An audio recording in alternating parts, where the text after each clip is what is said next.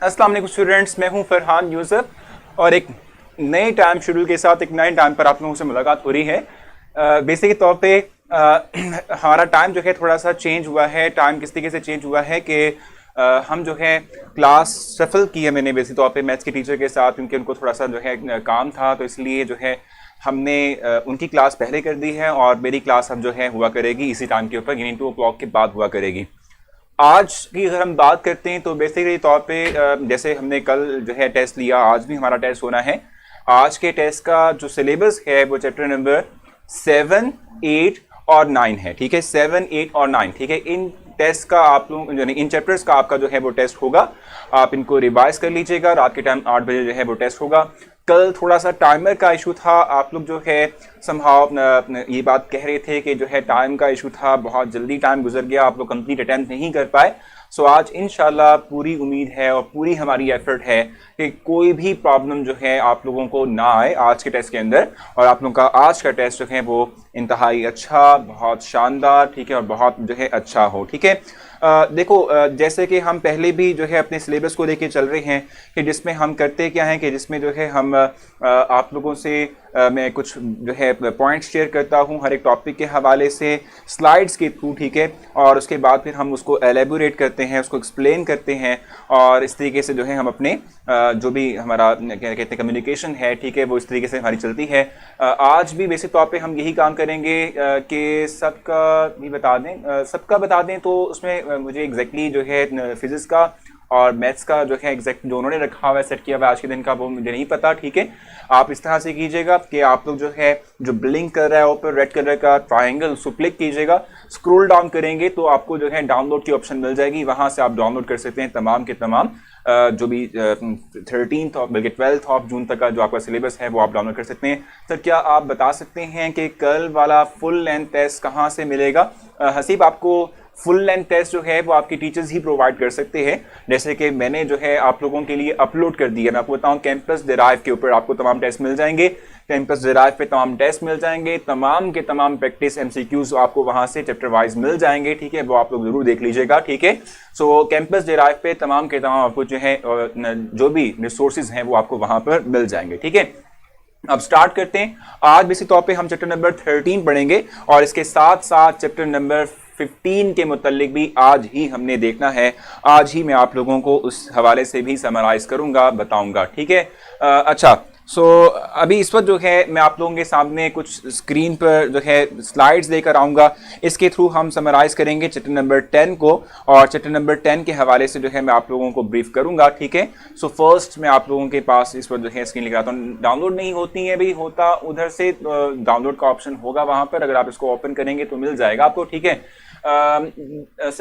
Don't mind, कल physics का test था, मेरे टाइम बहुत स्पीड गुजरा। बिल्कुल, मैंने मुनीब आपसे ये बात मतलब मैंने पहले ही शेयर कर ली कि आप लोगों का कल टाइमर बहुत स्पीड चल रहा था, जिसकी बुनियाद पर जो है आप लोगों को एग्जैक्टली तौर पे पता नहीं चल सका। सो बेफिक्र रहें, वो हम आज इसको रिजॉल्व कर लेंगे। ठीक है, जल्दी से स्टार्ट करते हैं। ऑलरेडी हमने बहुत सी बातें कर ली हैं, तो अब हम जो है अपने लेक्चर को बाकायदा आगे लेके चलते हैं, और मैं आप लोगों के सामने इस वक्त जो है लेक्चर आप लोगों को मतलब जो इस वक्त स्लाइड ओपन करूंगा उसको मैं आप लोगों को समझाऊंगा। ठीक है जनाब, सो इस वक्त आपकी स्क्रीन पर स्लाइड है। ठीक है, जो मैं आप लोगों को एक्सप्लेन करने जा रहा हूं। हम इस वक्त चैप्टर नंबर 10 की बात कर रहे हैं, सॉरी 13 की बात कर रहे हैं। ये कार्बोक्सिलिक एसिड है जो हम इस पर डिस्क्राइब कर रहे हैं। ठीक है, और कार्बोक्सिलिक एसिड का मतलब क्या होता है? कार्बोक्सिलिक एसिड की जहां तक बात है तो हम कहते हैं कि कार्बोक्सिलिक एसिड वो तमाम के तमाम कंपाउंड्स होते हैं, ठीक है, जिनके अंदर क्या होगा, जिनमें हम कहते हैं कि एक तरफ कार्बोनिल कार्बन के एक तरफ जो है कोई अल्काइल ग्रुप हो, ठीक है, और दूसरी तरफ हमारे पास कोई हाइड्रोक्सल, ठीक है, मौजूद हो। इसे हम कार्बोक्सिलिक एसिड्स का नाम देते हैं। ठीक है, कार्बोक्सिलिक एसिड्स कौन से कंपाउंड हैं? द कंपाउंड्स, ठीक है, विच कंटेन सिंपली,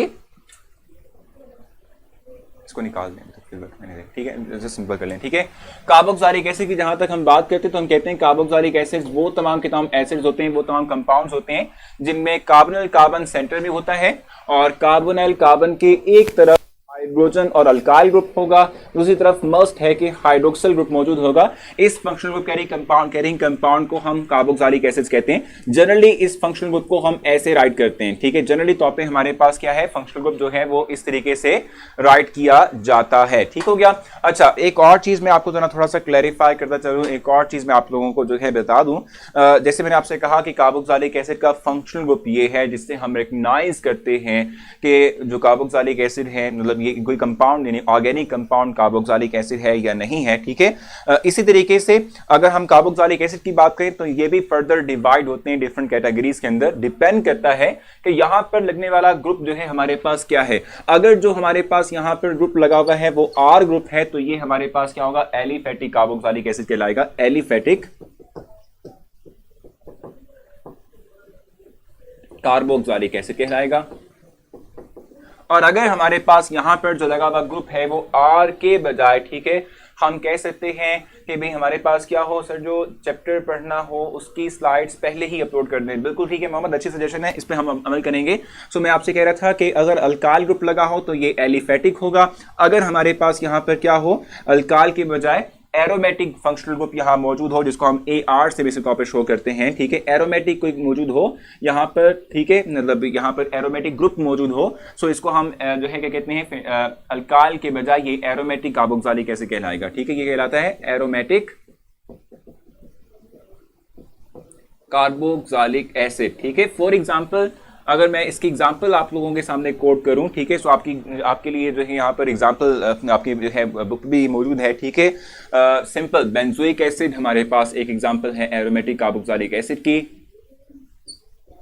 ठीक है, जिसमें कि आप देख रहे हैं कि functional group of carboxylic acid के साथ एक एरोमेटिक रिंग मौजूद है, सो इसको हम एरोमेटिक कार्बोक्सिलिक एसिड कहते हैं। सो कार्बोक्सिलिक एसिड के मतलब मैंने बताया आपको कि दो तरह से हो सकते हैं, एलिफेटिक होंगे या एरोमेटिक होंगे। डिपेंड करता है कि कार्बोक्सिलिक फंक्शनल ग्रुप जो है इसके साथ किस तरह का ग्रुप अटैच है। अल्काइल है तो एलिफेटिक होगा, अगर हमारे पास एराइल, इनको हम एराइल कहते हैं सिंपली, या समहाउ हम कहते हैं कि एरोमेटिक, ठीक है। सो ये एराइल ग्रुप अगर होगा तो हम इसे एरोमेटिक कार्बोक्सिलिक एसिड का नाम देते हैं, ठीक हो गया। यहां तक कंप्लीट हो चुका है, अगर आपने जो है इसको जरा देख लिया, ठीक है। इसके अलावा भी हम कार्बोक्सिलिक एसिड्स को डिफरेंट कैटेगरीज में डिवाइड करते हैं on the basis of number of functional group, ठीक है। अगर हमारे पास कार्बोक्सिलिक एसिड का फंक्शनल ग्रुप सिर्फ और सिर्फ कंपाउंड में एक है तो इसको हम मोनो कार्बोक्सिलिक एसिड कहते हैं, और अगर यही जो है हमारे पास दो हो जाए तो इसे डाई कार्बोक्सिलिक एसिड हैं। इन जनरल हम इसको पॉली कार्बोक्सिलिक एसिड भी कहते हैं, ठीक है। मोनो कार्बोक्सिलिक एसिड की तो सिंपल आपके पास एग्जांपल ये है, एक हमारे पास ये हो सकती है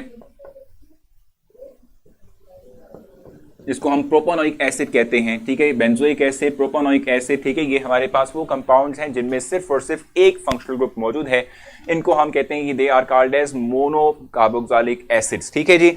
अच्छा, डाई कार्बोक्सिलिक एसिड्स कौन से होंगे, वो कार्बोक्सिलिक एसिड जिनमें एक ही वक्त में क्या होंगे, दो कार्बोक्सिलिक एसिड मौजूद हों, जैसे कि हमारे पास ये है, जिसको हम सिंपली क्या कहते हैं भाई, जिसको हम सिंपली कहते हैं, ये हमारे पास क्या है, ये फेथैलिक एसिड है, ठीक है। ये हमारे पास क्या है, फेथैलिक एसिड, जिसमें दो कार्बोक्सिलिक एसिड फंक्शनल ग्रुप मौजूद हैं। इनको हम जो है फेथैलिक एसिड, डाई कार्बोक्सिलिक एसिड्स का नाम देते हैं, ठीक है। इस तरीके से हमारे पास ऑक्सालिक एसिड है COOH, ठीक है, COOH, ठीक है, इसको हम ऑक्सालिक एसिड कहते हैं, ठीक है। ये भी डाई कार्बोक्सिलिक एसिड की एग्जांपल है जिसमें कि दो फंक्शनल ग्रुप यानी कार्बोक्सिलिक एसिड के फंक्शनल ग्रुप जो है हमारे पास मौजूद हैं, ठीक है।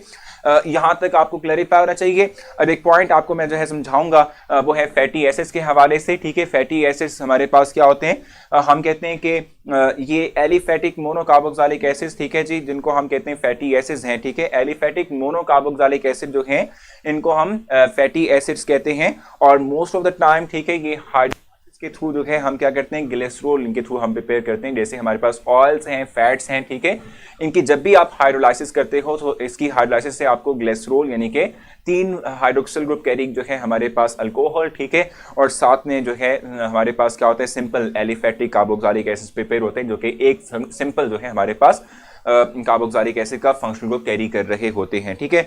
यहाँ आपने 2 पॉइंट्स आपने जरूर बात करने हैं। एक यहाँ पर एग्जाम्पल्स मेंशन की हुई हैं, एक लिखी हुई है स्टीरिक एसिड की और एक पाल्मिक एसिड की मेंशन की हुई है, ठीक है। तो आप स्टीरिक और पाल्मिक एसिड के जो यहाँ पर एग्जैक्टली तौर पे उसमें फार्मूला मेंशन किया हुआ है, मॉलिक्यूलर फार्मूला मेंशन किया हुआ है, वो आपको जरूर बताना चाहिए। जैसे पाल्मिक एसिड है, इसका C15H31 COOH है, ये आप मार्क करेंगे। और इसके साथ साथ जो स्टीरिक एसिड है, ठीक है, इसका मॉलिक्यूलर फार्मूला लिखा हुआ है C17H35 COOH है। ये दोनों चीजें आपने मार्क करनी है, ठीक है, ये दोनों चीजें आप जरूर मार्क करेंगे, ठीक हो गया। एरोमेटिक कौन से फंक्शनल ग्रुप आते हैं? देखो अबू बकर, अगर हम एरोमेटिक की बात करते हैं तो हम कहते हैं जो बेंजीन रिंग कंटेनिंग कंपाउंड्स होते हैं इनको एरोमेटिक कहते हैं। और अगर जो कार्बोक्सिलिक एसिड एरोमेटिक कंपाउंड के साथ अटैच हो तो इसे हम एरोमेटिक कार्बोक्सिलिक एसिड का नाम देते हैं, ठीक है। आगे चलेंगे और मैं आप लोगों को थोड़ा बहुत समराइज करूंगा रिलेटेड टू नोमेनक्लेचर के बारे में बात करेंगे, ठीक है। बारबिट्यूरिक एसिड बिल्कुल अभी हम आने लगे ना, अभी हम वकार आएंगे उसकी तरफ, यानी जो हम कहते हैं नोमेनक्लेचर है उसकी तरफ हम मूव करेंगे। तो समहाउ मैं इसको रेस करता हूं और आप लोगों के लिए जो है जो नोमेनक्लेचर है वो एक्सप्लेन करूंगा।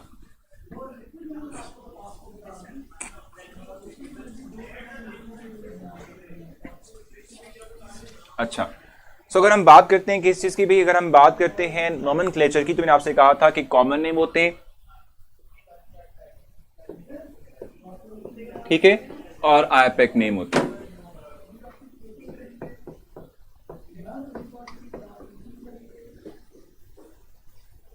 ठीक है।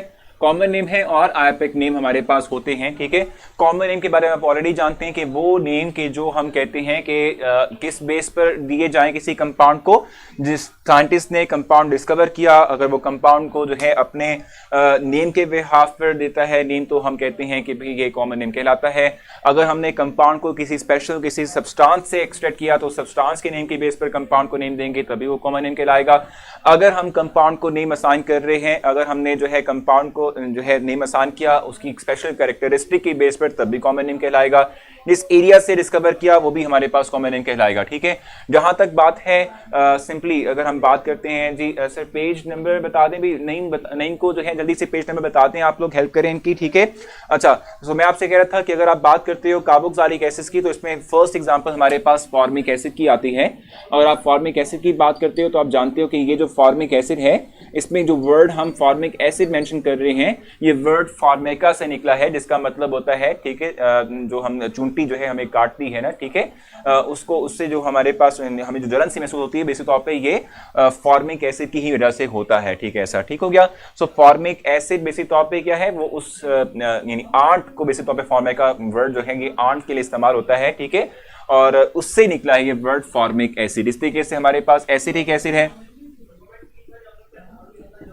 अगर आप एसिटिक एसिड की बात करते हो तो एसिटिक एसिड क्या होगा, एसिटिक एसिड वर्ड जो है ये एसिटम से निकला है, और एसिटिक एसिड में जो वर्ड एसिटम है, ठीक है, ये क्या होता है, एसिटम को हम कहते हैं कि मतलब एसिटम वर्ड का मतलब होता है विनीगर, ठीक है, सिरका जिसको हम कहते हैं, ठीक है, जिसको हम कहते हैं सिरका, ठीक हो गया। सो चूंकि एसिटिक एसिड जो है ये हमने फर्स्ट टाइम एक्सट्रैक्ट किया था फ्रॉम सिंपल विनेगर, ठीक है, तो इसलिए हम इसको एसिटिक एसिड का नाम देते हैं। ये वर्ड एसिटम से डिराइव हुआ है, एसिटम से निकला है, ठीक हो गया। अच्छा, ये हमारे पास आ गया। अब हम अगर आईपैक नेम की बात कर लें समहाउ, तो आईपैक नेम के बारे से आप जानते हैं कि समहाउ कुछ रूल्स हैं जिनको हम इस्तेमाल करते हैं। आईपैक जो है नेम के हवाले से हम कुछ रूल्स को इस्तेमाल करते हैं और उनको जो है फॉलो करते हैं, जैसे कि लॉन्गेस्ट चेन का सिलेक्ट करना। उसके बाद हम कहते हैं कि भी हम जो है सुफिक्स का इस्तेमाल करते हैं किसी स्पेसिफिक कंपाउंड को इंडिकेट करने के लिए। तो हम ये समहाउ एक एग्जांपल देख लेते हैं, जिसके बाद मैं आपको क्लैरिफाई कर दूंगा। फॉर एग्जांपल मेरे पास ये कंपाउंड है। अब अगर आपने इस कंपाउंड को नेम असाइन करना है, वो भी आईपैक नेम असाइन करना है, तो सबसे पहले तो आप इसकी लॉन्गेस्ट चेन सिलेक्ट करेंगे। लॉन्गेस्ट चेन सिलेक्ट करने के बाद जैसे आपसे कहा था एल्डिहाइड के केस के अंदर कि एल्डिहाइड जो है, ठीक है, उसमें आप देखते हैं कि फंक्शनल ग्रुप हमेशा फर्स्ट पोजीशन पर होता है, ठीक है। सो कार्बोक्सिलिक एसिड में भी हमेशा जो फंक्शनल ग्रुप होता है वो फर्स्ट पोजीशन पर ही होता है। ये अंडरस्टूड बात होती है। एक कार्बोक्सिलिक एसिड जो है, ठीक है, इसमें हमेशा फंक्शनल ग्रुप फर्स्ट पोजीशन पर होता है। यहीं से आप नंबरिंग स्टार्ट करते हैं, 1 2 3 4 आ जाएगा, ठीक है। सो अगर आप इसको देखते हैं, ये 5 कार्बन कंटेनिंग कार्बोक्सिलिक एसिड है, और 5 कार्बन कंटेनिंग अल्केन को क्या कहते हैं आप लोग, पेंटेन कहते हैं, ठीक है। 5 कार्बन कंटेनिंग का जो हमारे पास सिंपल कॉरेस्पॉन्डिंग अल्केन होता है उसको पेंटेन कहते हैं। आपने करना क्या है, आईपैक रूल्स के अंदर, आईपैक के अकॉर्डिंग जब आप किसी कार्बोक्सिलिक एसिड जो है वो क्या कहते हैं, अगर आप आईपैक नेम के अकॉर्डिंग किसी कार्बोक्सिलिक एसिड को नेम असाइन कर रहे हैं तो वो किस तरीके से करेंगे, आप सुफिक्स यूज करते हैं क्या, ओइक एसिड, ठीक है, ओइक एसिड का आप इस्तेमाल करते हैं इन the replacement of e of the corresponding alkane, ठीक है। जैसे पेंटेन है तो इसको हम पेंटानोइक एसिड मेंशन करेंगे, नहीं ई की जगह पर आप जस्ट ओइक एसिड मेंशन करते हैं तो आपके पास कॉरस्पॉन्डिंग कार्बोक्सिलिक एसिड का नेम आ जाता है। एक और चीज आपने ऐड करनी है, वो क्या है कि यहां पर ब्रांच है तो फर्स्ट ऑफ ऑल ब्रांच की पोजीशन आएगी विच इज 3 मिथाइल, ठीक है। उसके बाद आपके पास कंपाउंड नेम आएगा जो कि पेंटानोइक एसिड होगा, ठीक है। तो मुझे उम्मीद है कि आप लोगों को ये समझ आ चुका होगा। फिर हम जाएंगे टुवर्ड्स द नेक्स्ट पॉइंट।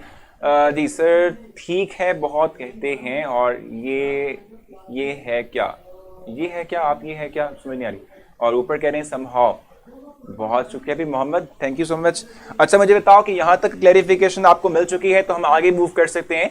तो 4 कार्बन है भाई, 4 कार्बन है, 4 कार्बन है, ओहो हो 4 कार्बन है, तो इसको हम ब्यूटानोइक एसिड कहेंगे ना, एग्जैक्टली ये आ जाएगा ब्यूटानोइक एसिड, ठीक है। ब्यूटेन से हम ई निकाल देंगे इसके, ठीक है। ब्यूटेन से हम क्या करेंगे, ई निकाल देंगे, ब्यूटेन, ठीक हो गया। और सिंपल ई जब आप निकालोगे इसी जगह पे लगा दोगे ओइक एसिड तो हमारे पास क्या आ जाएगा, ब्यूटानोइक एसिड आ जाएगा, ठीक है। अच्छा एक पॉइंट आपने एक चीज आपने लाजमी करनी है, और वो क्या है, आपकी बुक में एक टेबल मेंशन किया हुआ है, ठीक है। कार्बोक्सिलिक के हवाले से, कार्बोक्सिलिक एसिड्स के हवाले से एक टेबल उसने मेंशन किया हुआ है जिसमें कि उसने more than 1 functional group carrying जो हमारे पास कंपाउंड्स हैं वो भी मेंशन किए हुए हैं। सो आप इनको जरूर गो थ्रू कीजिएगा, ठीक है। टेबल जो आपकी बुक में दिया हुआ है उसमें आपने जरूर जो है उस पर आपने फोकस करना है, उसको आप जरूर मार्क करेंगे, वो जरूर आप जो है लाजमी करेंगे। ब्यूटानोइक एसिड होता है बेसिक तौर पे जिसमें BUT आएगा, ठीक है। ब्यूटानोइक एसिड 4 कार्बन कंटेनिंग है, सो ब्यूटानोइक एसिड ही कहलाएगा, ठीक हो गया, बिल्कुल ठीक है। अब हम आगे मूव कर सकते हैं। ओइक एसिड आएगा आईपेक के अंदर as suffix in the replacement of e of the corresponding alkane, ठीक है।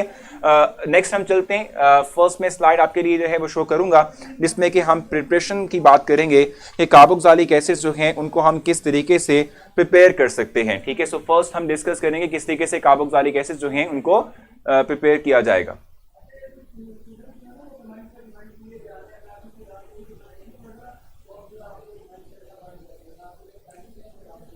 फर्स्ट आप देखें आपकी स्क्रीन पर इस पर डिस्प्ले हो रहा है, हम जो है इस पर डिस्क्राइब करेंगे कि हाँ जी टेबल बिल्कुल एग्जैक्टली जो टेबल मेंशन किया हुआ ना आपकी बुक के अंदर, उस टेबल को आप लाजमी करेंगे। उसमें क्या है, डिफरेंट कंपाउंड्स जो है उसके हवाले से बताया गया है कि उनका स्पेसिफिक स्ट्रक्चर भी दिया हुआ है और नेम भी दिया हुआ है, सो आप लाजमी करेंगे, ठीक है। उसके बाद आप देखो यहाँ पर मैंने आप लोगों के लिए प्रिपरेशन मेथड यानी प्रिपरेशन ऑफ कार्बोक्सिलिक एसिड का एक टेबल बनाया हुआ है, ठीक है, जिसमें मैंने तमाम पॉइंट्स को समराइज किया हुआ है, ठीक है। फर्स्ट प्रिपरेशन मेथड की आप बात करते हो, so from primary alcohol and aldehyde, वो किस तरीके से आप जो है गेट करोगे कार्बोक्सिलिक एसिड को, आप कहते हो अच्छा व्हाट अबाउट फैटी एसिड्स, मैंने आपको बताया ना फैटी एसिड्स क्या होते हैं। Fatty acids are the monocarboxylic acids which are derived या somehow कहते हैं कि which we get from the hydrolysis of fats and oils. Fats और ऑयल्स को जब आप क्या करते हो हाइड्रोलाइज करते हो, सो जो उसके थ्रू मोनोकार्बोक्सिलिक एसिड डेवलप करते हो ग्लूटाथाइन, वो फैटी एसिड्स कहलाते हैं। और सीरिक और पाल्मिक की एग्जांपल वहीं पर ही आई थी, ठीक है। अच्छा अब मैं आपसे कह रहा था कि किस तरीके से हम प्रोड्यूस करते हैं इन कंपाउंड्स को, प्रिपरेशन ऑफ कार्बोक्सिलिक एसिड्स कैसे करते हैं। फर्स्ट मेथड मैंने मेंशन किया हुआ है कि from primary alcohol and aldehydes किस तरीके से आप प्रिपेयर करेंगे। इन केस ऑफ अल्कोहल आप क्या करते हो, स्ट्रॉन्ग ऑक्सीडाइजिंग एजेंट का इस्तेमाल करते हो विच इज पोटाशियम पर डाइक्रोमेट, ठीक है। और इसका आप इस्तेमाल करते हुए ऑक्सीडेशन करोगे अल्कोहल की। फर्स्ट आप जानते हैं कि ऑक्सीडेशन के थ्रू आप बनाएंगे एल्डिहाइड, उसकी फर्दर जो है हम कहते हैं कि ऑक्सीडेशन होती है और जिसके थ्रू हमारे पास कार्बोक्सिलिक एसिड बनता है। और अगर आप एल्डिहाइड का इस्तेमाल कर रहे हैं, सो एल्डिहाइड डायरेक्टली अगर आप इस्तेमाल कर रहे हैं तो एक और मेथड भी है कि आप ऑक्सीडेशन ऑफ एल्डिहाइड के लिए इवन के लाइटर माइल्ड ऑक्सीडाइजिंग एजेंट जिसको हमने कल पढ़ा था, टॉलिन है, बेरेडिट है, फेलिंग है, इनके थ्रू भी आप ऑक्सीडेशन कर सकते हैं और इनके थ्रू भी आपके पास क्या बनेगा, कार्बोक्सिलिक एसिड प्रिपेयर हो सकता है, नहीं बन सकता है, ठीक है। सो आपने जस्ट रीजन देखना है कि कौन सा आप इस्तेमाल इसके अंदर करते हैं, ठीक है। नेक्स्ट हमारे पास है फ्रॉम अल्काइल नाइट्राइल, ठीक है। अल्काइल नाइट्राइल की हम इस वक्त बात करेंगे। अब ये क्या होता है, देखो अल्काइल नाइट्राइल की जहां तक बात है, ये जो वर्ड नाइट्राइल है ये मेंशन मैंने किया हुआ है, कंपाउंड जो कि CN बॉन्ड कैरी करते हैं, CN यानी C triple bond N carry करते हैं, ये नाइट्राइल्स होते हैं, इसलिए हम इनको अल्काइल नाइट्राइल का नाम दे रहे होते हैं, ठीक है। और किस तरीके से जो है हम इसके थ्रू कार्बोक्सिलिक एसिड को प्रिपेयर कर सकते हैं, तो हम कहते हैं कि अल्काइल नाइट्राइल जो है इसको हम बॉयल करते हैं विद मिनरल एसिड या अल्कली, तो इसके थ्रू हमारे पास कार्बोक्सिलिक एसिड बनता है। आप रिएक्शन भी देखेंगे बुक से, और रिएक्शन के थ्रू जो है आपको क्लैरिफिकेशन मिलेगी कि जब भी आप क्या करते हो, एसिड हाइड्रोलाइज करते हो या बेस हाइड्रोलाइज करते हो, किसको क्या कहते हैं, इस अल्काइल नाइट्राइल को, ठीक है। सो इसके थ्रू आपके पास कॉरेस्पॉन्डिंग कार्बोक्सिलिक एसिड बनता है। स्टीरिक एसिड बेसिक तौर पे मैं आपको बताऊं कि ये फैट्स एंड ऑयल की एग्जांपल है। स्टीरिक एसिड में आपने देखा था 17 कार्बन एटम थे, मैंने आपसे कहा था कि आप ये चीज मार्क करेंगे वहां पर, ठीक है। इसकी हाइड्रोलाइसिस करते हैं, इसके थ्रू हम फैटी एसिड्स को प्रिपेयर करते हैं, ठीक है भी मोहम्मद, ठीक हो गया। अच्छा, नेक्स्ट प्रिपरेशन मेथड है फ्रॉम गिग्नार्ट रीजन, ठीक है। गिग्नार्ट रीजन की जहां तक बात है तो आप जानते हैं कि गिग्नार्ट रीजन रिएक्टिव सब्सटेंस है, हाई रिएक्टिव सब्सटेंस है, और इसको हम प्रिपेयर करते हैं इन the presence of dry ether. Moisture नहीं होगा, अगर मॉइस्चर हुआ तो हम कहते हैं कि फिर हमारे पास जो गिग्नार्ट रीजन प्रिपेयर होगा वो फौरन से रिएक्ट कर लेगा और अपनी नेचर को खराब कर लेगा। सो हम कहते हैं ड्राई ईथर का इस्तेमाल करना है। इस पूरी रिएक्शन के लिए भी हम ड्राई ईथर का इस्तेमाल करते हैं, और करते क्या है कि कार्बन डाइऑक्साइड गैस को पास करते हैं, ठीक है। इथेरियल सॉल्यूशन लिखा हुआ है, इथेरियल सॉल्यूशन लिखा हुआ है, इसका मतलब ये है कि मीडियम हमारा ईथर होगा, ड्राई ईथर हम जो है लेते हैं, ठीक है। हम कहते हैं ड्राई ईथर जो है हमारे पास मौजूद होगा, ठीक है, जिसका हम इस्तेमाल करेंगे एज अ मीडियम के तौर पे, और गिग्नार्ट रीजन के ऊपर से हम पास करवाते हैं, और उसके बाद एसिड हाइड्रोलाइसिस के थ्रू हमारे पास कार्बोक्सिलिक एसिड प्रिपेयर होता है। सर दिस इज एनालॉइक, क्या लिखा हुआ है, लिनोलिक एसिड, ठीक है, C17H31COOH, ठीक है भी कंफर्म, इसको मैं कर देता हूं आप लोगों को। जैसे मैंने आप लोगों से पहले भी ये बात कही थी, बिल्कुल लिनोलिक एसिड यही है, C17H31COOH, बिल्कुल सही कह रहे हैं। लिनोलिक एसिड बेसिक तौर पे यही है जो आप इस वक्त मेंशन कर रहे हैं, ठीक है। और ओलिक एसिड के अंदर आता है C17H33COOH। आप लिखना चाहें तो लिख लेते हैं, चले भी लिख लेते हैं, आप लोगों को कंफ्यूजन हो रही है। सो पहले मैं वो लिखवा दूं, फिर वापस आऊंगा गिग्नार्ट रीजन पे, वापस वहीं से स्टार्ट करेंगे, ठीक है जी। फर्स्ट तो हमारे पास हमें पता होना चाहिए कि एसिड की बात कर रही हो रही है, ठीक है जी। सो स्टीरिक एसिड की बात अगर आप कर रहे हैं तो इसमें हमारे पास क्या होगा, स्टीरिक एसिड, स्टीरिक एसिड में हमारे पास नंबर ऑफ, ये बिल्कुल क्लियर है ना आप लोगों को, एग्जैक्टली क्लियर है, ठीक है। स्टीरिक एसिड की जहां तक बात है, पहले मैं वो लिख देता हूं, फिर उसके बाद आगे भी चलेंगे, ठीक है। स्टीरिक एसिड में हमारे पास C17H35 होता है, C17H35COOH होता है, ठीक है। और दूसरा जो आयशा ने भी हमसे कहा कि लिनोलिक एसिड, ठीक है, तो वो हमारे पास क्या होगा, ये बेसिक तौर पे हमारे पास होता है C17H31, ठीक है, और COOH होता है, ठीक है, ये हमारे पास ये होगा, ठीक है। इससे रिलेटेड एक और भी है, ओलिक एसिड भी हमारे पास आता है, ओलिक एसिड भी आता है, ठीक है। जहां तक इसकी बात है, ये होता है C17H33, ठीक है, C17H33COOH, ठीक है जी। सो ये हमारे पास कुछ कंपाउंड्स हैं जिनके थ्रू हम फैटी एसिड्स को गेट करते हैं बाय द हाइड्रोलाइसिस प्रोसेस, ठीक है। हाइड्रोलाइसिस के थ्रू हम इन कंपाउंड्स से फैटी एसिड्स को प्रिपेयर करेंगे।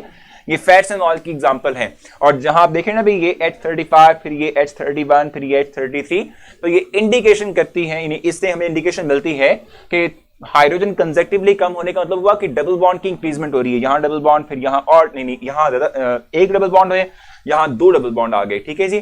तो ये हमारे पास जस्ट हाइड्रोजन के डिफरेंस से हम कहते हैं कि हमारे पास क्या होता है कि हमारे पास डिफरेंट तरह के कंपाउंड्स बनते हैं। लिनोलिक एसिड बेसिक तौर पे C17 होता है, C17H35COOH, जस्ट हाइड्रोजन का डिफरेंस होता है जो शो करता है कि अनसैचुरेशन है या समहाउ सैचुरेशन है, ठीक है जी। सो वापस आते हैं जहां हमने ब्रेक लगाई थी, वहीं से ही जो है हम आगे चलेंगे। सो गिग्नार्ट रीजन में मैंने आपसे कहा कार्बन डाइऑक्साइड को हम पास करते हैं ओवर द गिग्नार्ट रीजन, ठीक है, इन इथेरियल मीडियम, ठीक है, जिसके थ्रू हमारे पास क्या बनता है, कार्बोक्सिलिक एसिड प्रिपेयर होता है।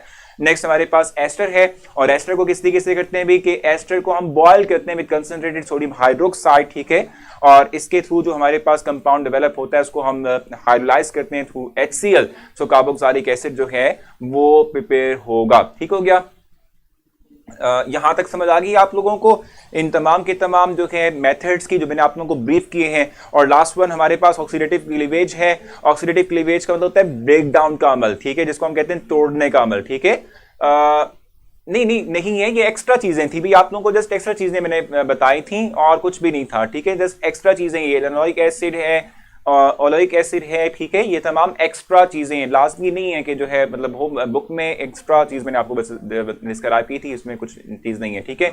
लिनोलिक एसिड जो है C18H32O2 की आप बात कर रहे हैं, ये लिनोलिक एसिड जो है लिनोलिक एसिड है ये ठीक है, ये लिनोलिक एसिड है। जो मैंने यहाँ राइट किया हुआ है टोटली डिफरेंट है ना, ये लिनोलिक एसिड है, वो लिनोलिक एसिड की आप बात करें तो टोटली डिफरेंट है, ठीक है। नंबर ऑफ कार्बन एटम भी वेरी कर रहा है, नंबर ऑफ हाइड्रोजन एटम भी वेरी कर रहा है, ये डिफरेंट है वो वाला, ठीक है। जो आप लोग इस वक्त बात करें वो टोटली डिफरेंट है, ठीक है। ये थोड़ी एक्स्ट्रा चीज है और कुछ भी नहीं है हमारे पास, ठीक है। अच्छा, तो ऑक्सीडेटिव क्लीवेज की बात कर रहे थे। क्लीवेज का मतलब होता है ब्रेकेज। ऑक्सीडेशन के थ्रू हम क्या करते हैं, ब्रेकेज करते हैं एल्कीन के अंदर, और इसके थ्रू हम जो है कार्बोक्सिलिक एसिड प्रिपेयर करते हैं। उसकी बात अगर हम करें ब्यूटारम की बात कर रहे हैं, ब्यूटारम मीन देखो ब्यूटारिक एसिड होता है, ठीक है। ब्यूटारिक एसिड जो है जिसको हम कहते हैं कि जो कि बटर से इसको हमने एक्सट्रैक्ट किया है, इसीलिए जो है हम इसको ब्यूटारिक एसिड कहते हैं। तो ये वही आप अहमद यहाँ पर देख रहे हैं, ठीक है, आपकी जो इस वक्त स्क्रीन पर है, ठीक है।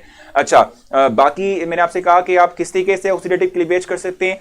एक ये काम करना है आपने, ये चीज अपने ध्यान में रखनी है कि हमेशा जब भी ऑक्सीडेटिव क्लीवेज करेंगे तो उसमें हम सिमेट्रिकल टाइप ऑफ अल्कीन का ही इस्तेमाल करेंगे, नहीं डबल बॉन्ड के दोनों तरफ अल्काइल ग्रुप की चेन लेंथ इक्वल होगी, ठीक है। दूसरा आपने क्या करना है कि आप in the presence of strong oxidising agent, जो हमारे पास पोटाशियम परमैंगनेट है, ठीक है, KMnO4O2 सॉरी O4 है, इसका हम इस्तेमाल करते हैं। ये ऑक्सीजन एक्स्ट्रा आया हुआ है तो उसको आपने इग्नोर करना है, ठीक है। इसका इस्तेमाल करते हुए क्या करेंगे हम, जो है ऑक्सीडेटिव क्लीवेज करेंगे। और KMnO4 करता क्या है, नेसेंट ऑक्सीजन को प्रोड्यूस करेगा, वो नेसेंट ऑक्सीजन हम इस्तेमाल करते हैं फॉर द ऑक्सीडेटिव क्लीवेज, ठीक है। यहां तक आपने मुझसे कुछ पूछना हो आप मुझसे पूछेंगे, क्योंकि हमारे जो प्रिपरेशन मेथड है समहाउ वो ब्रीफ हो चुके हैं। अब नेक्स्ट हमारे पास क्या आएगा, हम physical properties of carboxylic acid के मुतालिक बात करेंगे।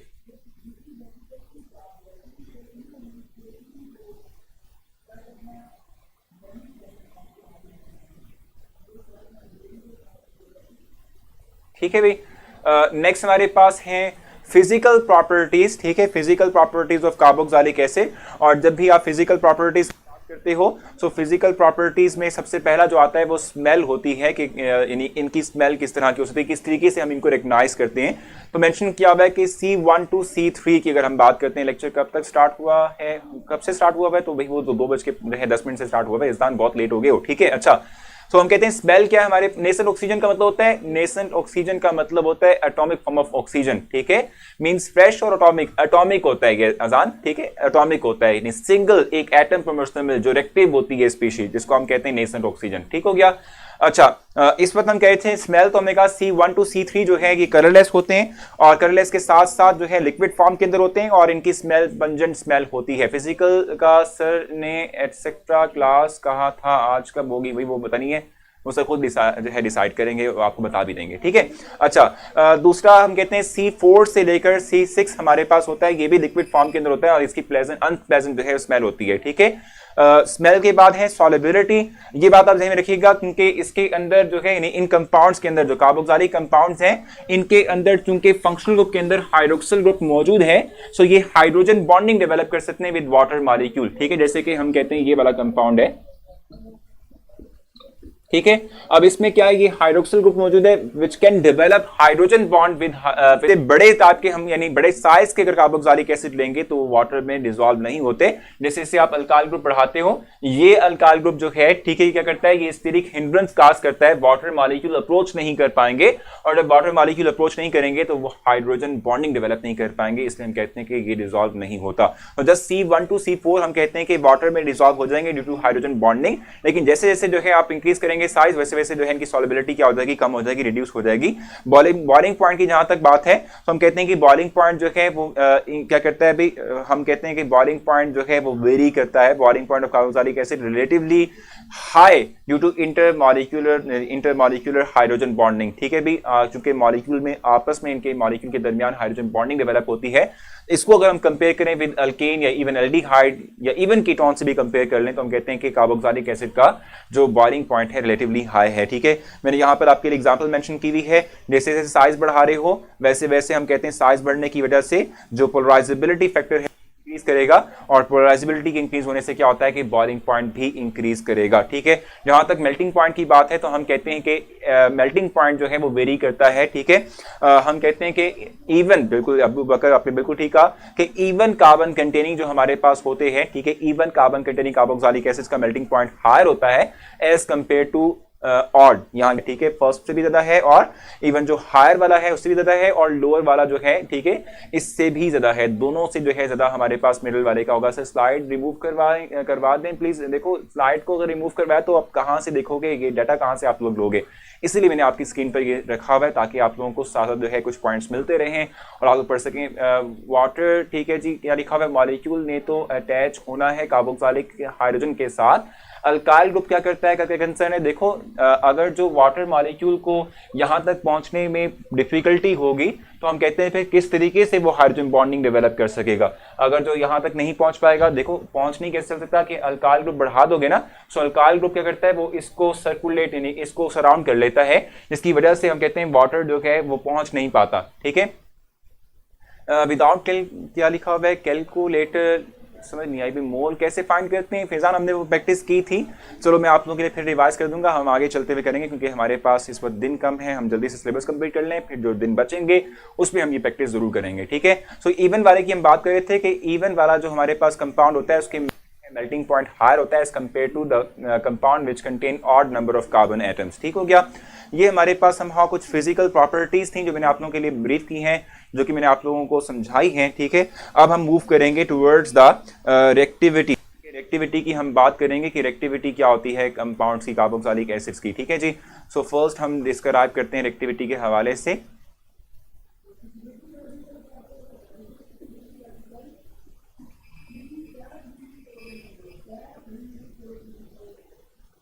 ठीक है जी, नेक्स्ट आपके पास इस वक्त स्क्रीन पर रिएक्टिविटी के हवाले से हम कुछ बात करेंगे। ठीक है, अगर हम बात करते हैं किस चीज़ की, भाई रिएक्टिविटी की बात करते हैं तो हम कहते हैं कि जो हमारे पास कार्बोक्सिलिक एसिड है, ठीक है, इसकी रिएक्टिविटी क्यों होती है, कार्बोनिल कंपाउंड जो हमारे पास कार्बोनिल ग्रुप है, ठीक है, वो हम कहते हैं कि विदड्रॉ करता है इलेक्ट्रॉन्स को। जब वो इलेक्ट्रॉन्स को विदड्रॉ करता है तो हमारे पास जो ऑक्सीजन कार्बन बॉन्ड है वो भी वीक हो जाता है, इवन कि ऑक्सीजन हाइड्रोजन बॉन्ड भी वीक होता है। देखो हम ये बात कहते हैं कि कार्बन कार्बन एटम जो है ये इलेक्ट्रॉन विदड्रॉइंग ग्रुप है। जब ये इलेक्ट्रॉन खींचता है तो इसकी वजह से क्या होता है, यहाँ इसकी जो इस बॉन्ड की बॉन्ड पोलैरिटी वो रेज कर जाती है, इंक्रीज कर जाती है, इवन के इसका इफेक्ट हाइड्रोजन ऑक्सीजन के बॉन्ड पर भी होता है। तो ये दोनों बॉन्ड क्या हो जाते हैं, ये दोनों के दोनों जो है बॉन्ड्स वीकर हो जाते हैं, ये बासानी टूट सकते हैं। तो हम कहते हैं कि जो कार्बोक्सिलिक एसिड है वो तीन तरह से रिएक्शन शो करते हैं, या तो ये कि कार्बोक्सिलिक एसिड में प्रोटॉन रिप्लेस हो जाए, या कंप्लीट हाइड्रोक्सिल रिप्लेस हो जाए, या फिर हम कहते हैं कार्बोक्सिलिक एसिड में जो functional group of carboxylic acid है वो खुद जो है इन्वॉल्व हो और वो टूटने के बाद अपने रिएक्शंस को कंप्लीट आउट करे और एक फाइनल प्रोडक्ट बनाए। फॉर्मिक मींस फॉर्मिका से वर्ड निकला हुआ है जिसको आंट कहते हैं, इसलिए हम फॉर्मिक एसिड का नाम जो है इस तरीके से हम इसको देते हैं। ठीक हो गया। सो रिएक्टिविटी तीन तरह से, रिएक्शंस तीन तरह से कार्बोक्सिलिक एसिड करेगा, या तो OH ग्रुप की वजह से, या HO के बॉन्ड की वजह से, या complete functional group of carboxylic acid involve होगा कंप्लीट जो है रिएक्शन के लिए। ठीक है, और हम कहते हैं अल्टीमेटली वो डिस्ट्रॉय होगा और इसके थ्रू हमारे पास एक फाइनल प्रोडक्ट बनेगा। ठीक है जी, अब नेक्स्ट हम रिएक्शंस की बात करेंगे, वन बाय वन जो है हम रिएक्शंस को डिस्कस करेंगे और देखेंगे कि हमारे पास ये रिएक्शंस किस तरह के होते हैं।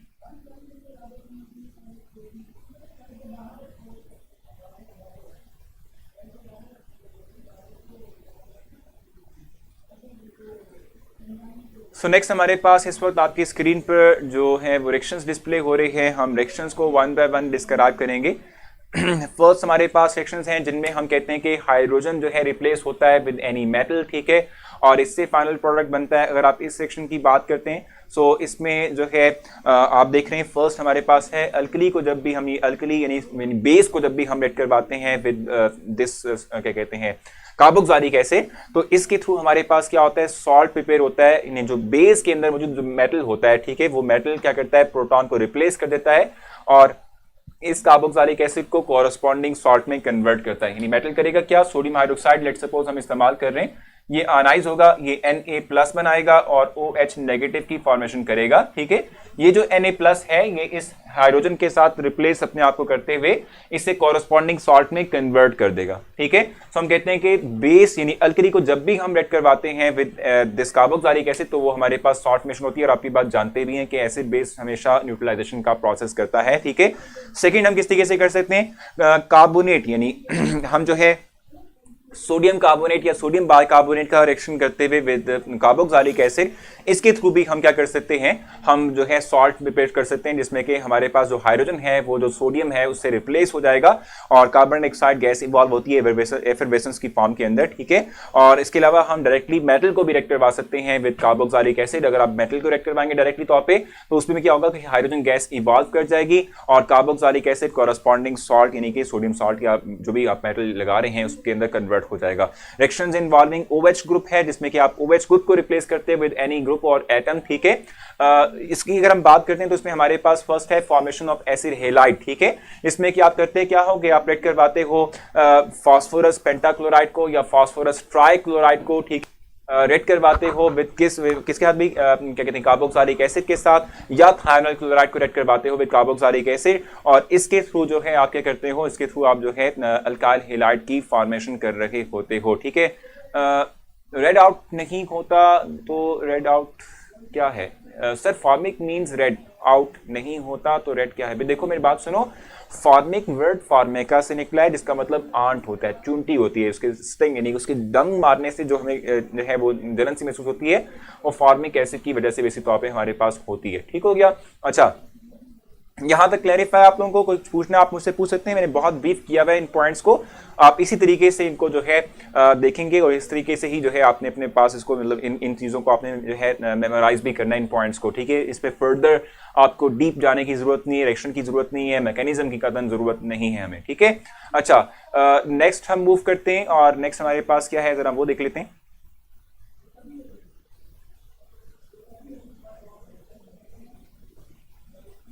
अच्छा, नेक्स्ट अगर आप देखें तो आपकी स्क्रीन पर वो रिएक्शंस हैं जिसमें कि कार्बोक्सिलिक एसिड का फंक्शनल ग्रुप जो है वो इन्वॉल्व होता है। एस्टर फॉर्मेशन जस्ट हम फर्स्ट देख लेते हैं, उसमें हमारे पास होता क्या है कि हाइड्रोक्सिल ग्रुप जो है वो रिप्लेस होता है with alkoxy radical. Alkoxy radical का हमने कल भी देखा था कि अल्कोक्सी रेडिकल का मतलब सिंपल तौर पे क्या होता है, यानी कि अगर हम जो है अल्कोहल, अगर हम बात करते हैं अल्कोहल की, लेट्स सपोज ROH हमारे पास कोई अल्कोहल है, अगर मैं इस अल्कोहल में से हाइड्रोजन निकाल दूं तो हमारे पास बनेगा RO नेगेटिव। ठीक है, ये RO नेगेटिव बेसिक तौर पे एल्कोक्साइड आयन कहलाता है जिसको अल्कोक्सी भी कहते हैं। सो एल्कोक्साइड आयन ये कहलाएगा, इसका हम जो है डायरेक्टली तौर पे इस्तेमाल करते हैं। ये कहता है क्या है कि ये रिप्लेस करता है हाइड्रोक्सिल को कार्बोक्सिलिक एसिड में, इसके थ्रू हमारे पास एस्टर फॉर्मेशन होती है। ठीक है, और ये रिएक्शन जो है ये बेसिक तौर पे रिवर्सिबल टाइप ऑफ रिएक्शन है। ठीक है, जिसमें हम रिएक्शन के अंदर जो कैटलिस्ट इस्तेमाल करते हैं वो कोई एक एसिड होता है। ठीक है, एसिड को एज अ कैटलिस्ट के तौर पे इस्तेमाल किया जाता है। ठीक है, और एस्टर का फंक्शनल को जनरल फार्मूला जरूर आपको पता होना चाहिए। ठीक है, वो आपने चैप्टर नंबर 7 में भी देखा होगा,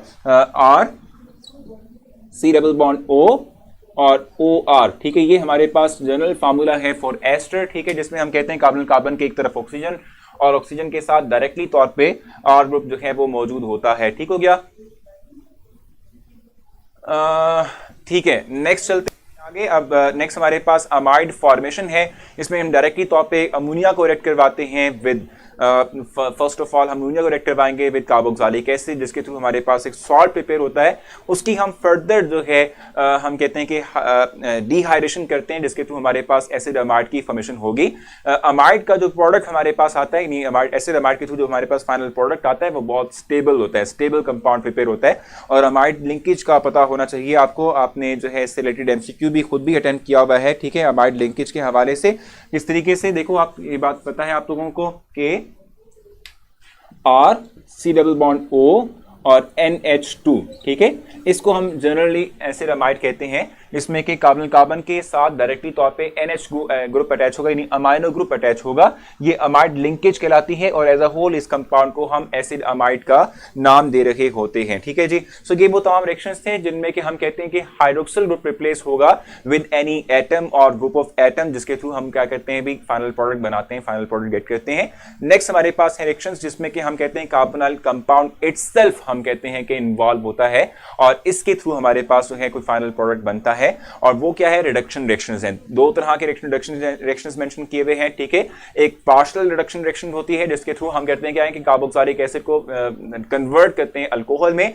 एक कंप्लीट रिडक्शन रिएक्शन होता है जिसमें कि कार्बोक्सिलिक एसिड को डायरेक्टली अल्केन में कन्वर्ट किया जाता है। आपको रीजन का जरूर पता होना चाहिए। रिडक्शन ऑफ कार्बोक्सिलिक ग्रुप, ठीक है, इज वेरी डिफिकल्ट, जाहिर सी बात है मुश्किल है, इसलिए हम इसके लिए स्ट्रॉन्ग रिड्यूसिंग एजेंट का इस्तेमाल करेंगे, जैसे कि लिथियम एल्यूमिनियम हाइड्राइड है, इसका जो है हम इस्तेमाल करते हैं। और रिड्यूसिंग एजेंट करता क्या है, रिड्यूसिंग एजेंट जो है वो एल्डिहाइड या कीटोन्स जो है, ठीक है, reducing agents which are used in aldehyde and ketones, वो हम इसमें यूज नहीं करते। वो इसलिए यूज नहीं करते, देखिए हम जानते हैं कीटोन और एल्डिहाइड के लिए हमने प्लैटिनम का इस्तेमाल किया था, प्लाटिनम का इस्तेमाल किया था, निकल का था या सोडियम टेट्राबोरेट का इस्तेमाल किया था। वो थर्मो लाइटर या कहते हैं वीकर रिड्यूसिंग एजेंट है। यहाँ पर कार्बोक्सिलिक एसिड चूंकि एक स्टेबल कंपाउंड है, इसकी ऑक्सीडेशन के रिडक्शन के लिए हम स्ट्रॉन्ग रिड्यूसिंग एजेंट का इस्तेमाल करेंगे जो कि हमारे पास लिथियम हाइड्राइड होगा। ठीक है, अगर हम बात करते हैं नेक्स्ट, तो हम कहते हैं कंप्लीट रिडक्शन कैसे होगी। वो कंप्लीट रिडक्शन होती है इस तरीके से कि कार्बोक्सिलिक एसिड को डायरेक्टली हम अल्कोहल में कन्वर्ट करते हैं और उसके लिए जो हम इस्तेमाल करते हैं वो हम इस्तेमाल करते हैं red phosphorus in the presence of potassium iodide. इसके थ्रू हमारे पास कंप्लीट रिडक्शन होती है और इसके थ्रू हम क्या करते हैं, अल्केन को प्रिपेयर कर रहे होते हैं। जी, क्वेश्चन है आप लोगों का, यहां तक कुछ पूछना हो तो आप मुझसे पूछेंगे। भाई जो पेज नंबर है वो बता दें इनको, ताकि इनको जो है क्लैरिफिकेशन मिल जाए। पेज नंबर बता दें जल्दी से इनको। नेक्स्ट हमारे पास है एसिटिक एसिड। पहले हमने जनरल बात की थी कार्बोक्सिलिक एसिड की, अब हमारे पास एक स्पेसिफिक कंपाउंड है जिसकी प्रिपरेशन और उसके रिएक्शंस को हम डिस्कस करेंगे। एसिटिक एसिड की जहां तक बात है तो उसमें कुछ इंपॉर्टेंट जो है इंफॉर्मेशन मैंने आप लोगों के लिए शेयर की भी है। ये बेसिक तौर पे हमारे पास क्या होता है कि ये डायलूट सोल्यूशन है किस चीज का, विनीगर का, सिरके का। ठीक है, जिसमें कि 6 to 10% होता है। KMnO4 इज एन इंडिकेटर, बिल्कुल एग्जैक्टली ये इंडिकेटर भी है, ये एक स्ट्रॉन्ग ऑक्सीडाइजिंग एजेंट भी है, दोनों चीजें इसको हम कह रहे होते हैं। ठीक हो गया। अच्छा, मैंने आपसे कहा कि हम डायलूट सोल्यूशन ऑफ विनेगर जो है इसको एसिटिक एसिड कहते हैं, जिसमें 6 to 10% हमारे पास ये सोल्यूशन होता है इनसाइड वाटर। ठीक है, और हम कहते हैं कि ये हमारे पास क्या है, ये कंबाइंड फॉर्म के अंदर एस्टर फॉर्मेशन के थ्रू जो है प्रेजेंट होता है। और अगर हम बात करते हैं कि इस चीज की भी, अगर हम जो है बात करते हैं कि इसको निकाला किस तरीके से एक्सट्रैक्ट किया, तो इसको हम विनेगर के थ्रू एक्सट्रैक्ट करते हैं और फ्री फॉर्म के अंदर most of the fruit juices जो है इनके अंदर ये मौजूद होता है। सर इतने रीजंस याद रह जाएंगी भाई, याद करना पड़ेगा आप लोगों को यार, इतने रिएक्शंस नहीं है। देखो मैंने रिएक्शंस कहीं भी मेंशन नहीं किए हुए, मैंने उनको समराइज किए हुए पॉइंट्स की फॉर्म के अंदर, इनको तो याद रखना मुश्किल नहीं होगा। ठीक है, अच्छा बाकी लेबोरेटरी प्रिपरेशन मेथड हम फर्स्ट डिस्क्राइब करेंगे। Laboratory preparation method acetic acid की क्या है, फर्स्ट हम ऑक्सीडेशन करते हैं एथेनॉल की। ठीक है, और इसकी ऑक्सीडेशन के लिए हम इस्तेमाल करते हैं सल्फ्यूरिक एसिड को, डाइल्यूट सल्फ्यूरिक एसिड को। ठीक है, और इसके साथ हम पोटाशियम जो है डाइक्रोमेट का इस्तेमाल करते हैं। Potassium dichromate along with sulphuric acid ये करेगा नेसेंट ऑक्सीजन प्रोड्यूस करेगा, और नेसेंट ऑक्सीजन जो है वो हम कहते हैं कि डायरेक्टली अटैक करते हुए हमारा जो एथेनॉल है इसको कार्बोक्सिलिक एसिड में कन्वर्ट करेगा। ठीक है जी, फॉर्म फर्स्ट हमारे पास एसिडल्डिहाइड प्रिपेयर होगा, उसकी फर्दर ऑक्सीडेशन के थ्रू हमारे पास क्या होता है, एसिडिक एसिड प्रिपेयर होता है। और इसके अलावा हम जो है अल्काइल नाइट्राइल यानी मिथाइल नाइट्राइल का इस्तेमाल कर सकते हैं। मिथाइल नाइट्राइल की हाइड्रोलाइसिस के थ्रू भी हम क्या कर सकते हैं, सिंपली जो फाइनल प्रोडक्ट है वो गेट कर सकते हैं। वो किस तरीके से कि हम डाइल्यूट HCl का इस्तेमाल करते हैं और उसके बाद हम जो है जो एसिड अमाइड बनता है उसको फर्दर हाइड्रोलाइज करते हुए एथेनोइक एसिड में कन्वर्ट करेंगे। सर LiAlH4 जो है कि नीचे वाला स्टेप दोबारा रिपीट कर दें। सो Al ये पिछला था, हम हजीब पिछले की बात आप कर रहे हैं। ओह नो, सो लेबोरेटरी प्रिपरेशन मेथड में कुछ पूछना आप मुझसे पूछेंगे, फिर मैं वापस पीछे जाऊंगा ताकि जो है हजीब का क्वेश्चन का आंसर कर सकूं।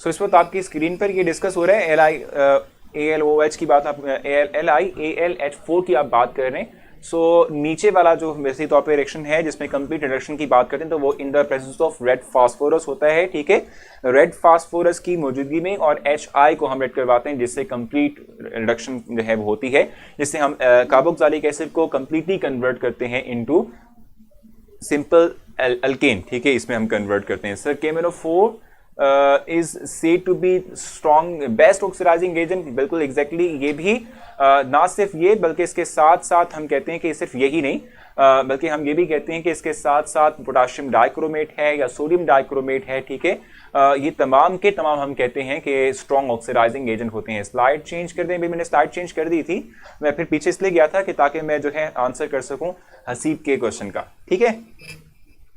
नेक्स्ट चल सकते हैं आगे। इंडस्ट्रियल प्रिपरेशन मेथड है, जिसके बाद हमारी स्लाइड्स कंप्लीट हो जाएंगी और उसके बाद हम फिर आ जाएंगे व्हाइट बोर्ड के ऊपर। मैं व्हाइट बोर्ड के ऊपर आप लोगों को थोड़ा बहुत समझाऊंगा और कुछ पॉइंट्स आप लोगों को मार्क करवाऊंगा। ये लास्ट हमारी स्लाइड है, ठीक है। ये भी देख लें, इसमें हमारे पास क्या है।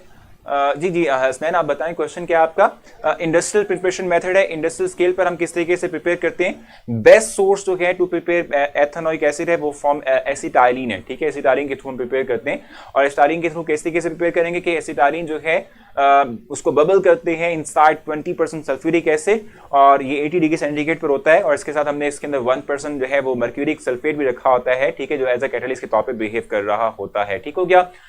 एसिटाल्डिहाइड जो है चेंज करता है अपने आप को फर्दर एसिटिक एसिड में, क्योंकि फर्स्ट जो है एसिटाइलिन के थ्रू एसिटाल्डिहाइड बनेगा और फिर उसके बाद फर्दर उसकी ऑक्सीडेशन होगी इन the presence of vanadium pentoxide, ठीक है। इसके थ्रू हमारे पास जो है फाइनल प्रोडक्ट बनता है जो कि एसिटिक एसिड है और 95% प्योर एसिटिक जो है एसिड हम यहाँ से गेट कर रहे होते हैं। इसकी फर्दर डिस्टिलेशन मुमकिन है, आप डिस्टिलेशन कर सकते हैं। और नेक्स्ट हमारे पास ऑक्सीडेशन ऑफ एथेनॉल है जिसमें कि हम पोटाशियम डाइक्रोमेट और सल्फ्यूरिक एसिड का इस्तेमाल करते हैं। अमाइलो acetate flavour is present in, देखो आपने यहाँ पर एक चीज में आपको जो है आई थिंक नहीं बता सका। देखो अमाइलो एसीटेट तो बनाना के अंदर होता है, ठीक है, फ्लेवर जो होता है बनाना के अंदर होता है, ठीक है।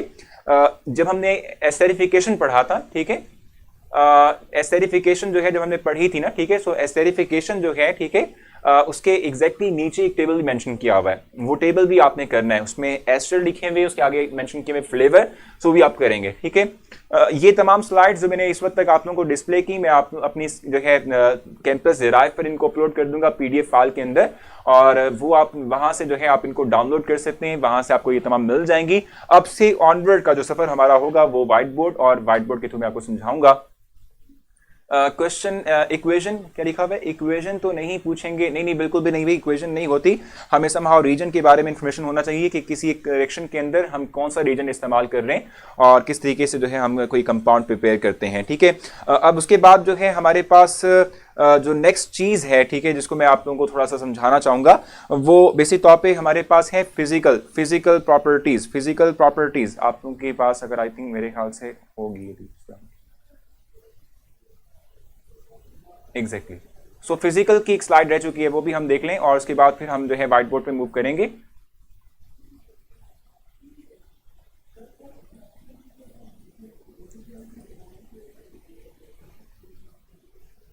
जी सो इस वक्त आपकी स्क्रीन पर फिजिकल प्रॉपर्टीज जो है मेंशन की हुई हैं, वो आप लोगों ने देखनी है, ठीक है। फिजिक्स के सर ने क्या कहा था, आप चुप कर जाओ। अच्छा बिल्कुल सही, ये भी सुनाना एग्जैक्टली फॉलो करना चाहिए। अच्छा फिजिकल प्रॉपर्टीज आप देख रहे हैं इस वक्त आपकी स्क्रीन पर है। कलर, टेस्ट और ऑर्डर की बात करते हैं तो कलरलेस ये वैसे टॉपिक होता है और इसका जो है टेस्ट होता है वो कड़वा किस्म का होता है, ठीक है। और उसके अलावा हम कहते हैं कि जी स्ट्रॉन्ग विनेगर लाइक इसकी ऑर्डर यानी कि स्मेल होती है। मेल्टिंग पॉइंट की जहां तक बात है 16.5 इसका मेल्टिंग पॉइंट है, बिलो 16.5 सॉलिडिफाई हो जाएगा carb glacial acetic acid. Boiling point इसका 118 डिग्री सेंटीग्रेड है। स्पेसिफिक ग्रेविटी इसकी 1 है, ठीक है, ये रिलेट करती है डायरेक्ट तौर पे डेंसिटी के साथ, ठीक हो गया। और सॉलिबिलिटी जो है इसकी सॉलिबिलिटी है ईथर में, अल्कोहल के अंदर है।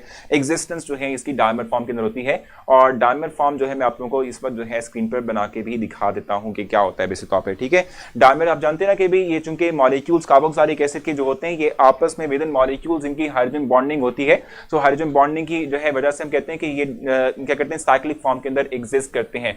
कैसे एक्सेस करनी है तो आप मेरी प्रोफाइल पर जाएंगे। ग्लेशियल का मतलब बेसिक तौर पे क्या होता है बकर, ग्लेशियल का मतलब होता है कि हम अगर 16.5 से लेस टेम्परेचर कर दें तो ये क्या हो जाएगा सॉलिडिफाई, यानी कि हम कहते हैं समहाउ फ्रीज हो जाएगा, जिसकी वजह से इसको हम ग्लेशियल कहते हैं। ग्लेशियल वर्ड जो है वो ग्लेशियर से निकला हुआ है ना, बर्फ से, ठीक है, नहीं कि हम कहते हैं कि कंडेंस होने से निकला हुआ है, ठीक है। अच्छा मेरी प्रोफाइल पर जाएंगे, आप लोगों को जो है राइट साइड के ऊपर कैंपस डेराइव का ऑप्शन मिलेगा, उसे क्लिक करेंगे तो मेरे पास आप लोग आ जाएंगे, ठीक है। अच्छा अब हम जो है आगे चलते हैं और उसके बाद हमारे पास कुछ यूजेस हैं एसिटिक एसिड के, वो आप लोग रीड आउट करेंगे। मैं आप लोगों को अमाइनो एसिड के हवाले से इंफॉर्मेशन प्रोवाइड करता हूं और अमाइनो एसिड को हम कंप्लीट करते हैं।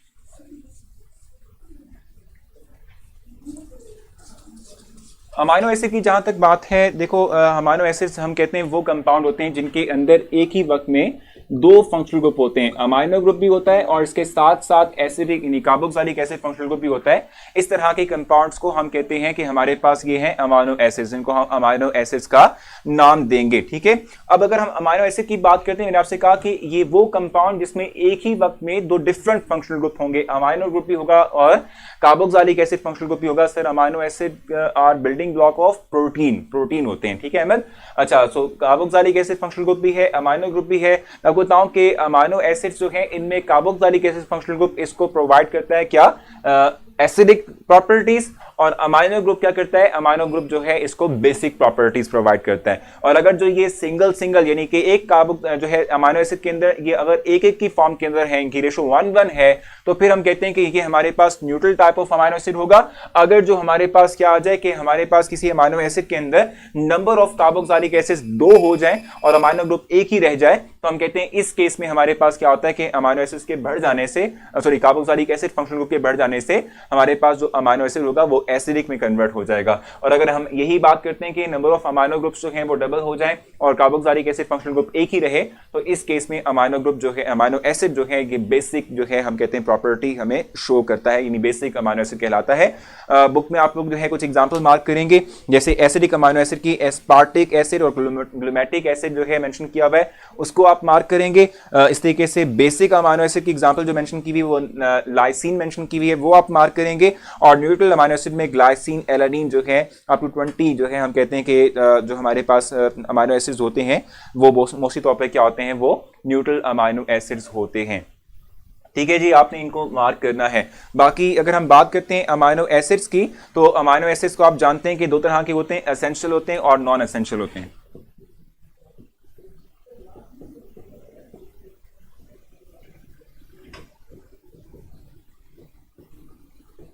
एसेंशियल और नॉन एसेंशियल होते हैं। एसेंशियल कौन से होंगे कि जो हमें रिक्वायर होते हैं, जो हमारी बॉडी प्रिपेयर नहीं कर सकती। ठीक है, we can not prepare by on, या our body can not prepare, हम ये लिख सकते हैं।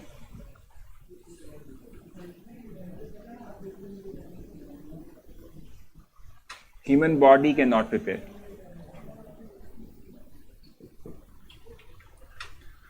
ठीक है, ये ह्यूमन बॉडी प्रिपेयर नहीं कर सकती। और फिर उसके बाद नॉन एसेंशियल कौन से होंगे, जो हमारी बॉडी खुद से प्रिपेयर कर सकती हो।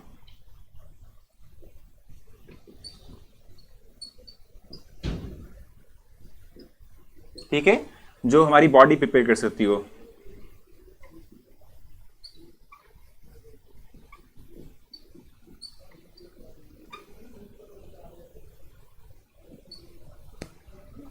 which can prepare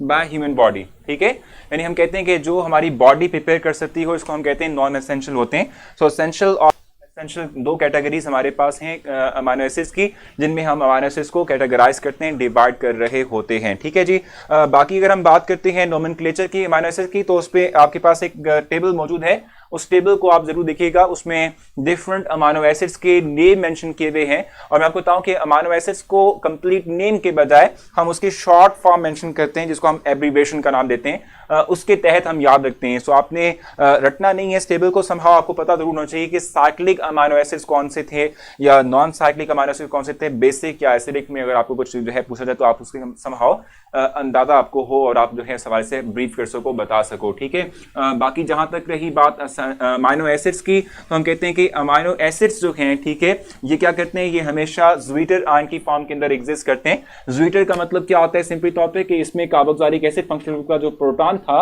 वो क्या करता है, वो अपने आप को ट्रांसफर कर लेता है टू अमाइनो ग्रुप। ठीक है, और इस प्रोसेस को हम टॉटोमेरिज्म कहते हैं। ये पढ़ा हुआ है हमने कि हम कहते हैं कि जी विद इन मॉलिक्यूल जब भी proton from one functional group to the other transfer होता है, तो इनको हम कहते हैं कि हमारे पास क्या होता है, ये जो है हमारे पास टॉटोमेरिज्म कहलाता है। और इस फॉर्म के अंदर, ज्वीटर फॉर्म के अंदर हम कहते हैं कि हमारे पास जो अमाइनो एसिड्स हैं वो नेचर में एग्जिस्ट करते हैं। साइक्लिक अमाइनो एसिड्स का मतलब ये होगा कि जिनमें कंप्लीट साइकिल मौजूद हो। देखें जैसे फॉर एग्जांपल हेस्टेडीन मेंशन किया हुआ है, अगर आप अपनी टेबल में देखें तो हेस्टेडीन मेंशन किया हुआ है, उसमें एक कंप्लीट रिंग है और कंप्लीट रिंग कंटेनिंग जो है हमारे पास जो अमाइनो एसिड्स हैं, ठीक है, वो उनको भी हमें जरूर याद रखना चाहिए। बट इज ग्लूमेटिक एसिड, ग्लूमेटिक एसिड की जहां तक बात है, ठीक है, सो ये बेसिक तौर पे समहाउ अमाइनो एसिड की ही जो है बात कर रहे हैं, ठीक है। और अमाइनो एसिड के हवाले से देखते हैं, ये ग्लूमेटिक अमाइनो एसिड जो है ये इसका फार्मूला मैं आप लोगों को लिखा देता हूं। ये बेसिक तौर पे हमारे पास एसिडिक अमाइनो एसिड कहलाते हैं,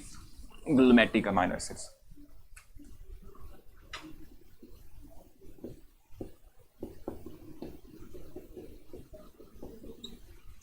ठीक है जनाब, ये है ग्लूमेटिक अमाइनो एसिड। इसको एसिडिक अमाइनो एसिड कहते हैं, क्यों? इसलिए कि दो फंक्शनल ग्रुप है ना हमारे पास, किस चीज के, कार्बोक्सिलिक एसिड के दो फंक्शनल ग्रुप मौजूद हैं।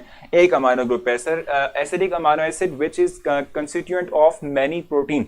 एग्जैक्टली मेनी प्रोटीन बनती ही इससे ना, अमाइनो एसिड्स के कंबाइन पेप्टाइड्स बनते हैं और उनसे हमारे पास प्रोटीन बनता है, अभी हम बात भी करेंगे। एसेंशियल हैं और नॉन एसेंशियल कौन से हैं, तो मैंने आपसे कहा था कि वो अमाइनो एसिड्स जो हमारी बॉडी प्रिपेयर कर सके इसको नॉन एसेंशियल कहते हैं, जो हमारी बॉडी प्रिपेयर ना कर सके इसको एसेंशियल कहते हैं। हमें डिफरेंट वेज में, जैसे कि डाइट है, इसके थ्रू, खाने की जो है थ्रू हम क्या करते हैं, इस तरह के अमाइनो एसिड्स को हम जो है क्या करते हैं, हासिल करते हैं, इनको हम खुद से मतलब अपनी बॉडी का हिस्सा बनाते हैं। ठीक हो गया। नेक्स्ट हमारे पास है सिंथेसिस ऑफ अमाइनो एसिड, जिसमें कि आपने सिर्फ और सिर्फ सिंथेसिस के अंदर जो रीजेंट इस्तेमाल हो रहा है वो आपने देखना है, ठीक है। जैसे फर्स्ट हमारे पास है अल्फा ब्रोमो, ठीक है, एसिड विद अमोनिया, ठीक है, तो उसमें आप अल्फा ब्रोमो की बात आप करते हैं। ये एक और चीज मैं आपको बताता चलूं, मैंने यहां पर एक चीज जो है आपको नहीं समझाई, और वो क्या है, देखो हमारे पास जो अमाइनो एसिड्स होते हैं ये अल्फा, बीटा, गैमा, ठीक है, डिफरेंट टाइप के अमाइनो एसिड्स होते हैं। अगर जो अमाइनो एसिड के अंदर देखो ये कार्बोक्सिलिक एसिड है, इसके लगा हुआ जो कार्बन एटम है इसको अल्फा कहते हैं, ये बीटा है, ये गैमा है, ठीक है।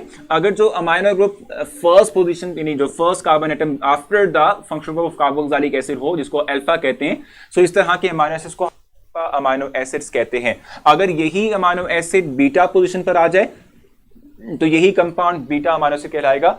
ग्लूमेटिक acid is alpha amino acid. Exactly मैं यही बात था माना कि जब भी हमारे पास क्या हो कि अमाइनो ग्रुप जो है वो अल्फा कार्बन एटम पर आ जाए तो इस तरह के कंपाउंड्स को अल्फा जो है हम समहाउ कहते हैं, अल्फा अमाइनो एसिड्स का नाम देते हैं। प्रोलीन भी साइक्लिक है। अगर आप जो है अपनी टेबल पर जरा गौर करें तो प्रोलीन जो है ये भी बिल्कुल साइक्लिक कंपाउंड ही है। Glumatic is alpha amino acid that is used almost all the living beings, ठीक है, इन द बायो ठीक है जी, बायोसिंथेसिस ऑफ प्रोटीन। एग्जैक्टली बिल्कुल सही है भाई, ठीक है।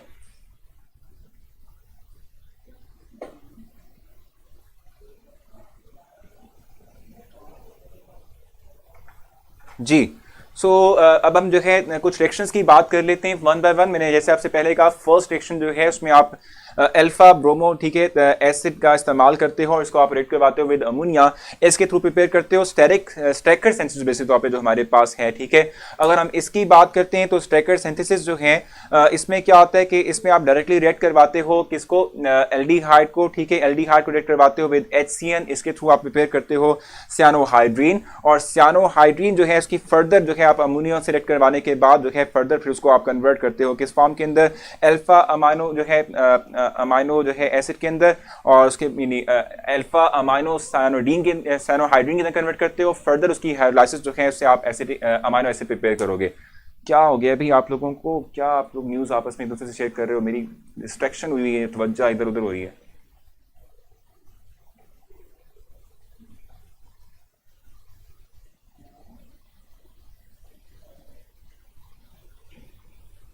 नहीं ये सुमाना, ये कहाँ से न्यूज़ आप तक ले आई हैं, आप कहाँ से न्यूज़ ले आएंगे ये? ठीक है भाई, इस न्यूज़ को ज़रा फिल वक्त रखें अपने पास, इस वक्त तो रहने देना इसको।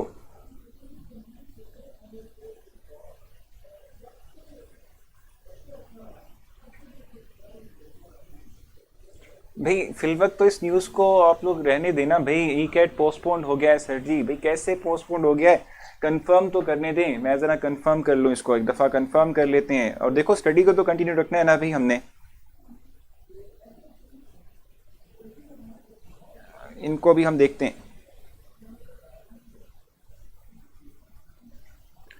आप लोग जो है फ़ौरन से इस तरह की न्यूज़ लेकर आ जाते हैं। ओह ठीक है, सो इट मीन्स के यूईटी ने भी अपनी जो ऑफिशियल उसकी वेबसाइट है उस पर ये कह दिया है कि जो एंट्रेंस टेस्ट है वो डिले हो चुका है। ठीक है, due to COVID-19 pandemic on the order of Punjab government, the entrance test schedule 13-14 June 2020 has been postponed until further orders. ठीक है, similarly the mock test schedule on 6 and 7 June has also been postponed until further orders. ठीक है भाई, ये भी पता चल गया। ठीक है, आप लोगों का जो टेस्ट है वो समहाउ डिले हो चुका है, ये बिल्कुल डिले हो चुका है। इवन के यूईटी की वेबसाइट पर भी जो उनकी ऑफिशियल वेबसाइट है उसके ऊपर भी आ चुका है। यार इतने मज़े मत करो।